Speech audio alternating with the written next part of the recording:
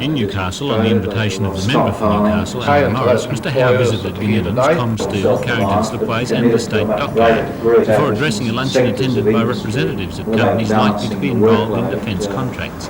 Mr Howe said literally millions of dollars worth of offset contracts offered to Australian companies on preference are going begging because apparently companies are unaware of the existence of these opportunities. Mr Howe hopes to remedy this by making Australian industry still to prove itself competitive to get a slice of the defence contract. The number of firms that are involved in offset work in Australia is extremely small, and there's a considerable scope for Australian industry, whether it's in the Hunter Valley or anywhere else, to become involved in offset work either now or in the future. The government will place more emphasis on Australian industry participation, but not at any price. We're only interested in increased Australian industry participation where it can be shown to be competitive and where it's really able to produce a quality product at the right price and at the right time.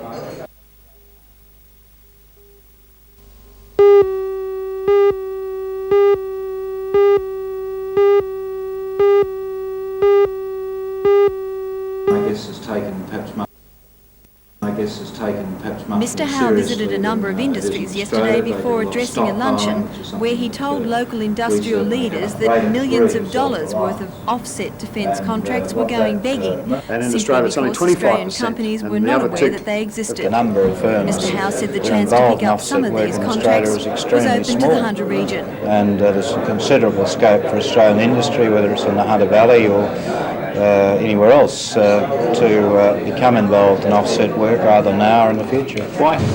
Meanwhile, a Japanese report on ship repair practices at the State Dockyard has been given some of the credit for the sudden upturn in work. The ship repair division is battling a reputation for giving value for money.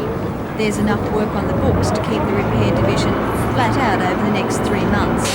Work is now being carried out on the New Zealand Caribbean, the heaviest ship to be lifted in the dock.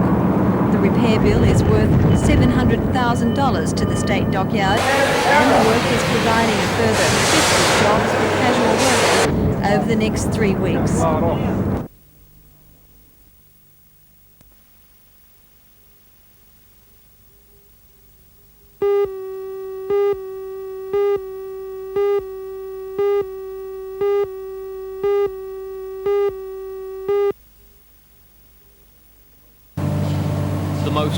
Meanwhile, another miner has been killed in an underground accident. Philip Roy Morn, 32, a single man from Aberdare, was found by workmates slumped at the wheel of his transport carrier, an underground multi-purpose vehicle.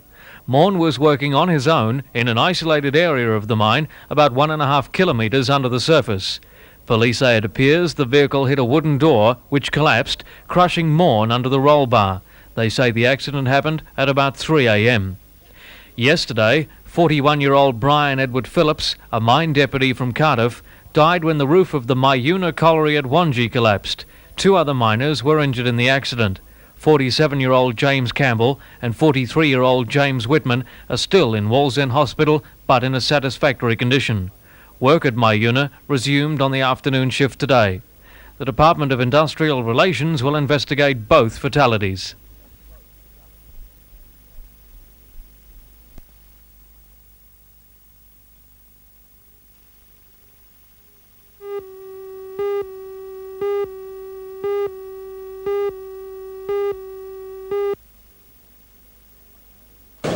At 101, Mrs. Elsie Usher attributes her long life to avoiding arguments and not letting things worry her. She still enjoys a drink, loves a scone, and hasn't given up her lifelong fascination for horse racing. I still back horses. We had a string of horses in Brisbane. I had one, the horse, remarkable. I sent him down here. He said, then he won more races. His name was Socrates. But betting hasn't overshadowed all else. For 12 years, Elsie toured Australia and overseas as an opera singer, performing on the same bill with such stars as Dame Nellie Melba. She's also been an artist, and she claims her works still hang in some notable places. Just although she can't quite remember they're where. not there. Elsie's philosophy of life is to avoid making enemies at all costs. and it has obviously worked for her. Happy birthday to you. Happy birthday, dear Elsie. Happy birthday to you.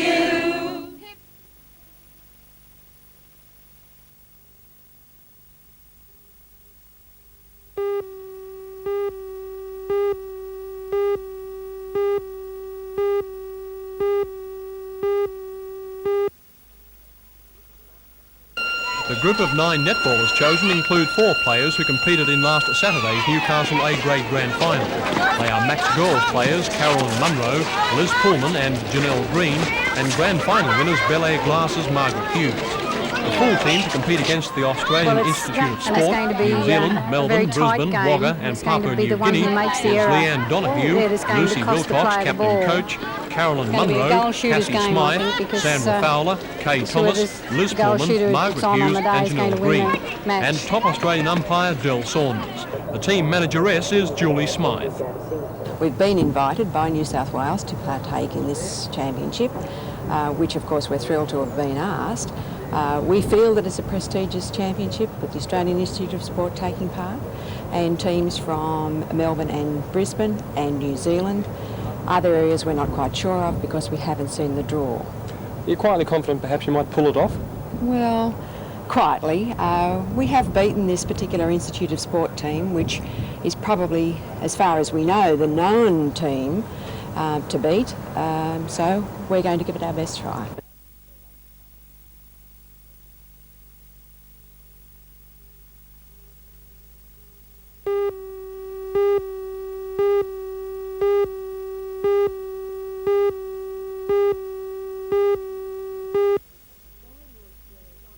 Why are you appealing Mr. to John the people Heath of this from the area? Awabakal Cooperative has been awarded a 3-month scholarship to study in England. The co-op has begun an appeal to retrieve Aboriginal artefacts, and it believes many items were taken to England by anthropologists last century. Firstly, I want to go through the early documentation from this region, particularly some of the writings of the first mission, Throckald, who set up in fact the first government-granted mission in Australia. That was at Belmont. Some of his materials available in Australia. Our good friend Perce Haslam has done some research, and he assures us of a need to do further research in England on that. Also, there's a lot of the early legislation that was carried out in the Parliament in England, which we hope to find documented over there. And also, as I mentioned before, the need to get into the archives of museums. There are museums in Australia, in fact, that have a lot of Aboriginal artefacts in their archives, and the same is sure to apply over there.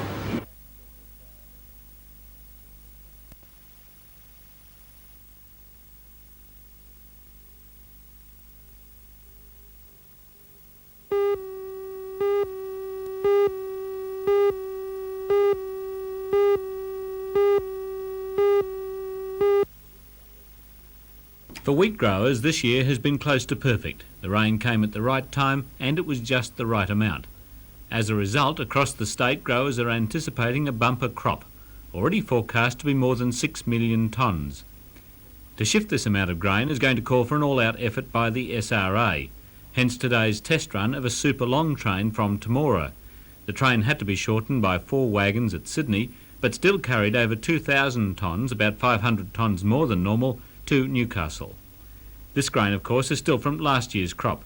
To cope with next season, the SRA plans to run 96 trains a week to grain terminals in Sydney and Newcastle. The Rail Authority plans to supplement its fleet of wheat wagons by converting 117 cement wagons and fitting removable tops to 100 coal wagons.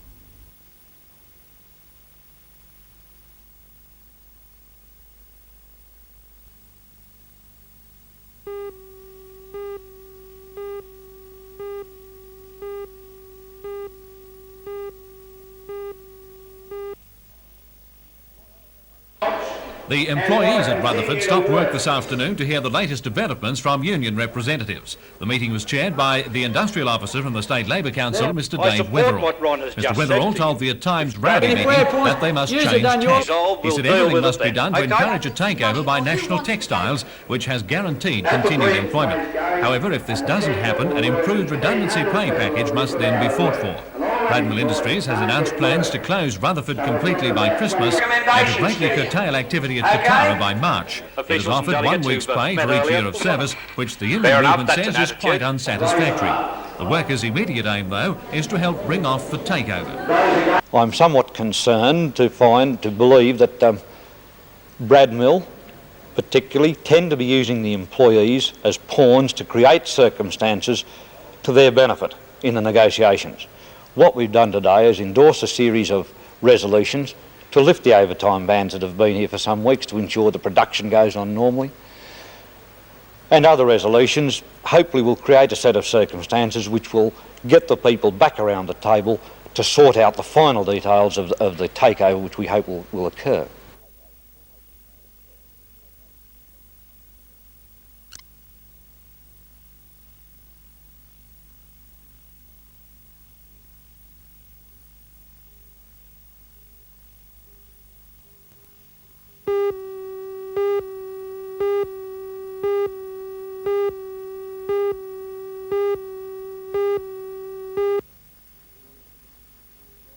Good morning, everyone. Well, when it comes to investing money, you've certainly got to move pretty fast. Only a month or so ago, we were looking at interest rates of around 15.6, 15.7 and 15.8% or thereabouts for semi-governmental loans. Now we're looking at interest rates of around 14.25, and that's a sizable fall. But there is one loan, and that's the Energy Commission of Western Australia, which is offering an interest rate of 14.35%. Now, I'm just hoping that this loan will not close before this segment goes to air. We're only talking about a couple of days, so I think we might be lucky. But of course, when we talk about semi-governmental loans like the Energy Commission, we are of course looking at a minimum investment of just $100, and that's pretty fair by today's standards. And we're looking at the long end, 10, 12-year terms with those high interest rates according to today's standards. Now, if you have some surplus money, or if you have money that's about to mature in another investment, let me again remind you of that 10% deposit facility that's available on all semi-governmental loans, which means that if you'd like to buy, we'll say $1,000 worth, but you've only got $100 now, and there's another $900 coming up in the next month or 2 or 3, well then you put down that 10% deposit, and then that will secure, that will lay by, that will reserve the Energy Commission loan for you. Now, if you don't do that, I'm afraid when you next come to invest money, you'll be looking at interest rates of around 14%. It might even be 13.75. So I'll leave those thoughts with you. Please move quickly for your own sake. And quite frankly, you've got a wide range of terms to choose from, starting at 2 years up to 12. I'd be inclined to go for the lot.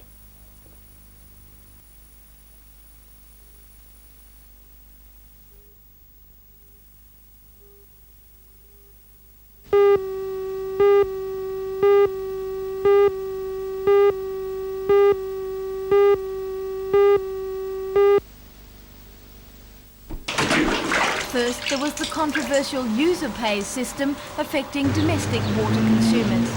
Now, the Hunter District Water Board has adopted a new principle, the polluter pays. The Water Board President, Dr. Patterson, says there is a need to impose higher charges on businesses discharging high-strength wastes. According to Dr. Patterson, such wastes demand sophisticated and costly pumping and treatment processes. The polluter pay system already applies in Sydney and Melbourne. The system affects a variety of firms, including service stations, restaurants and food manufacturers.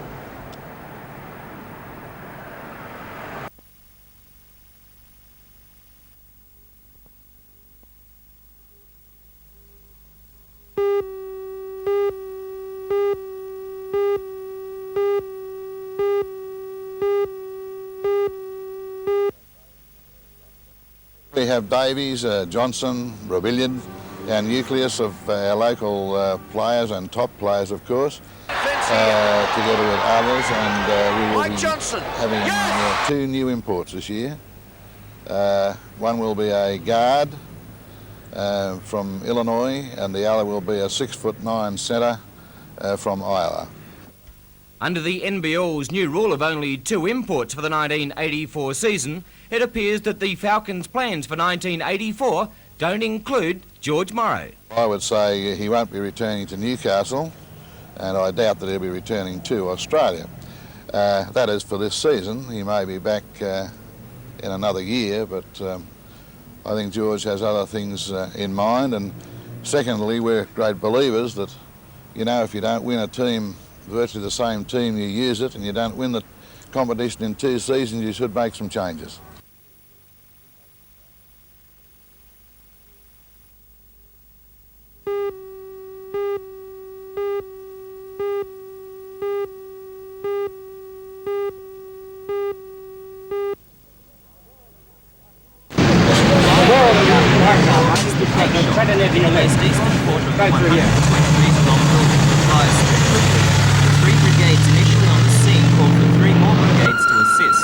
Our NBN news crew was quickly on the site, but security guards could not get a speed arrive.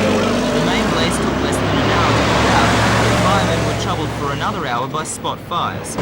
Today we were finally allowed on the site and saw the damage. Destroyed was some paint stores, as well as equipment and offices for plant and amenities maintenance.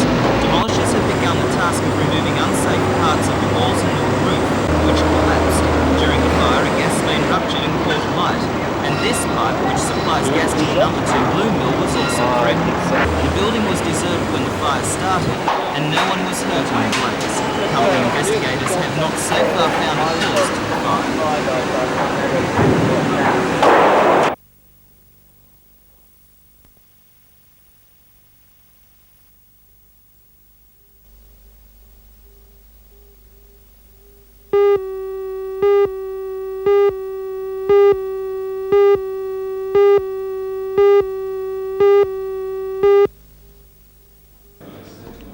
Changing Australia was launched by Hunter Valley Church leaders at a media conference held at Newcastle University.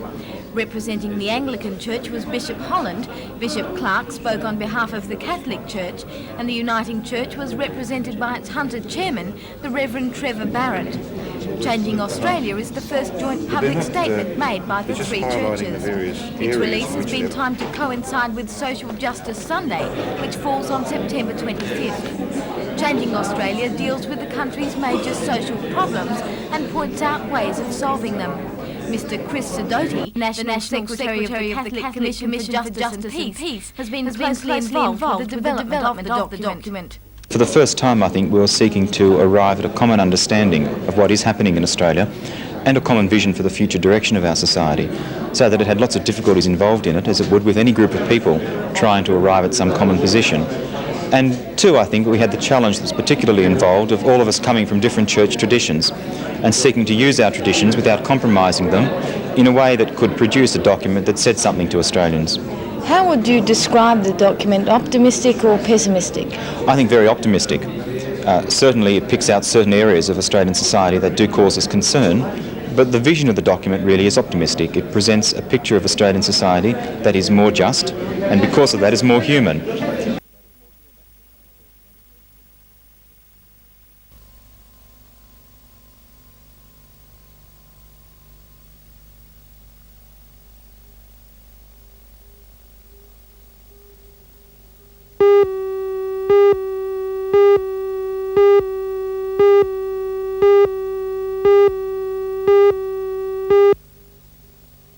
Hoping to take work experience in jobs that are covered by the BLF will have to just observe from a distance rather than be involved. The work experience program has been going for 3 or 4 years at least at this stage, and when it was initially set up, negotiations were held with the Trades and Labour Council in Sydney, and all unions that are affiliated with the Trades and Labour Council, I understand, have an agreement that school children can be involved with work experience. What do you think to the action on behalf of the BLF? Well, I personally think it's unfortunate. We have an understanding that students who are involved in work experience will not take the jobs of any workers. Obviously, if they're going to be involved directly in doing some work, then they will have to do it under the supervision of the person who normally would have done it. And as I understand, that arrangement has worked quite well in all industry.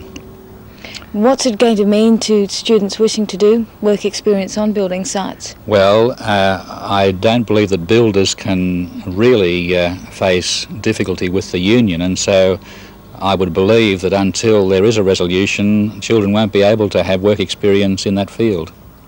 Thank you.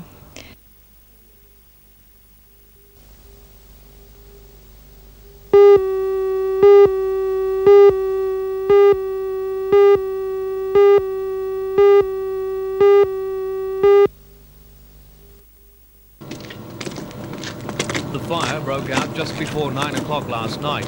A neighbour heard a loud noise and looked out to see the rear of the house well alight.